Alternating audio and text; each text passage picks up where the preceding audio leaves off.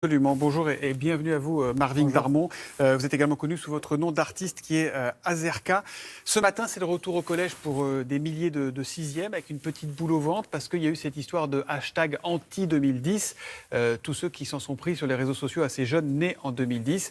Marvin Darmon, vous avez été harcelé. Ça a commencé très tôt, hein. Ça a commencé en CE2. Puis vous avez été harcelé pendant 4 ans au collège. Comment ça a commencé? Pourquoi on s'en est pris à vous? En CE2, je ne savais pas que c'était du harcèlement. J'ai été tabassé dans la cour de récréation pour une histoire de cartes Yu-Gi-Oh! Ça n'a pas été répétitif. Ouais. Je me suis dit, ce n'est pas vraiment du harcèlement, mais en sixième, le cauchemar a commencé. Les élèves oubliaient mon prénom et m'appelaient Binoclard, calculatrice, boutonneux, Harry Potter. En cinquième, si j'avais le malheur de manger à la cantine, je me prenais un brodo dans mon assiette pour pas que je mange, donc je finissais avec un sandwich sous le préau. Et pourquoi vous avez été ciblé? Pourquoi ils s'en sont pris à vous? Parce que j'étais le petit nouveau de la classe. C'était une section sportive, sport-études football. J'avais pour envie de devenir footballeur professionnel comme beaucoup d'adolescents. Et comme j'étais le petit nouveau, que j'étais pas en interne, j'avais pas d'internat, j'habitais à quelques mètres de l'établissement. Ils m'ont passé à tabac en troisième. J'ai été roué de coups dans les vestiaires. Et j'ai 32 points de suture au bras et je ne peux plus tourner mon poignet. Oui, torture psychologique et torture physique aussi pour vous. Physique, mais surtout psychologique encore des années après. Et comment vous avez réagi à l'époque? Vous en parlez? Vous en parlez à vos proches? Vous en parlez aux professeurs? Comment on fait dans ces cas-là quand on devient le bouc émissaire comme ça? Comment on fait dans la logique même? Je vous dirais d'en parler, c'est important. Et moi, j'avais peur d'en parler. J'avais peur des représailles, j'avais peur de me faire frapper à la sortie, comme il disait. Ouais. Et donc, comment vous êtes sorti de ça? Je suis sorti de ça par l'écriture. J'ai laissé un dernier SOS sur un blog en anonyme et j'ai reçu des messages positifs et ça m'a beaucoup, ça m'a élevé, ça m'a relevé, ça m'a beaucoup aidé. Alors aujourd'hui, vous aidez les autres, hein. Vous avez écrit un livre qui s'appelle « Plus jamais seul ». Vous avez aussi sorti une chanson qui s'appelle « Seul », « Seul » au féminin. On écoute un extrait.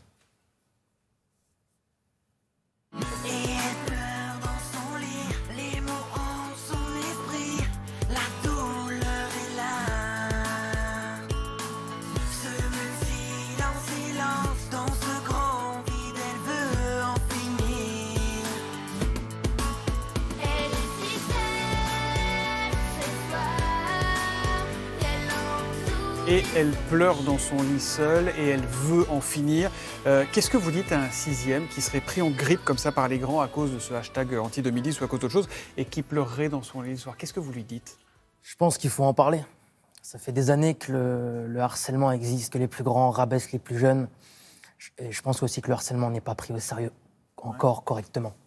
Si aujourd'hui il y a encore un hashtag anti-2010 qui circule sur les réseaux sociaux, c'est que les sanctions ne sont pas à la hauteur des violences que peuvent recevoir les adolescents. Pourtant, il y a un éventail de sanctions qui va jusqu'à la prison, hein, pour les plus âgés, les bourreaux les plus âgés. C'est ce qu'on dit. Ouais. C'est pas ce qu'on fait encore. Dans les faits, c'est pas assez réprimé. C'est pas encore assez. Sévèrement réprimé. C'est pas encore assez puisqu'on est en 2021 et on voit encore des hashtags par multiples sur les réseaux sociaux. Je veux dire, on est tous passés par la sixième. C'est pas propre. On rabaisse pour l'âge, on rabaisse pour la taille, on rabaisse pour l'intelligence. Quelles sont les limites? Il n'y en a plus. L'idée, c'est d'arriver avec des sanctions et des règles dans les établissements scolaires à la hauteur des violences. Et pour vous, comment ça s'est arrêté? Comment vous avez fait pour que ça cesse? Ça ne s'est jamais vraiment arrêté. C'est moi qui a développé une phobie scolaire. Puis après, j'ai développé des troubles du sommeil où je voyais des harceleurs qui sortaient de mon lit la nuit et des troubles psychologiques où je vois encore une psychologue une fois par mois aujourd'hui pour m'aider. Vous n'êtes pas guéri aujourd'hui encore de ce harcèlement? Non, 13 ans après, je ne suis pas guéri. C'est pour ça qu'aujourd'hui, je suis là pour aider et accompagner ceux qui le vivent. Vos harceleurs, vous en avez recroisé? Ou il y en a qui ont compris en prenant de l'âge ce qui s'était passé ou pas? Je n'ai jamais changé de ville, donc je recroise ces harceleurs qui aujourd'hui viennent me voir en me disant « Chapeau, tu t'en es sorti ».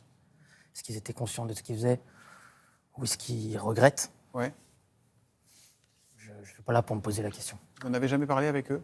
Absolument pas. Non. Votre famille, comment elle réagit? Ma famille réagit plutôt bien. J'ai une mère qui m'a accompagné du début jusqu'à la fin et qui est encore là aujourd'hui. Ouais.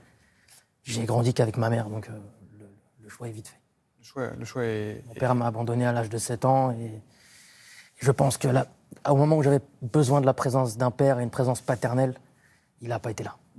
Et avec le recul, quel comportement aurait-il fallu adapter face aux harceleurs? Quel visage il faut leur montrer quand on est comme ça, on sent que l'étau se resserre sur soi? De toute façon, on n'est pas des héros. Quand il y a 15 personnes qui sont sur nous, on ne peut pas être un super-héros. On a juste besoin de se sentir rassuré, besoin de se sentir aidé, et surtout besoin d'une personne, une main tendue pour nous accompagner vers la solution qui est le chef d'établissement, l'infirmier, l'équipe pédagogique. Les personnes m'avaient tendu cette main. Sachant que depuis votre époque, pardon, mais les réseaux sociaux ont pris une importance bien plus importante. Ah oui, parce que moi, il y a 13 ans en arrière, ça commençait dans la cour de récréation et ça finissait sur les réseaux sociaux. Aujourd'hui, ça commence sur les réseaux sociaux et ça finit dans la cour de récréation. Le chemin, il est complètement différent. Puisqu'on allait sur les réseaux sociaux à mon époque pour se divertir. Aujourd'hui, j'ai l'impression que c'est tout l'inverse. On va sur les réseaux sociaux pour se sentir rabaissé et ça finit dans la cour de récréation. Évidemment.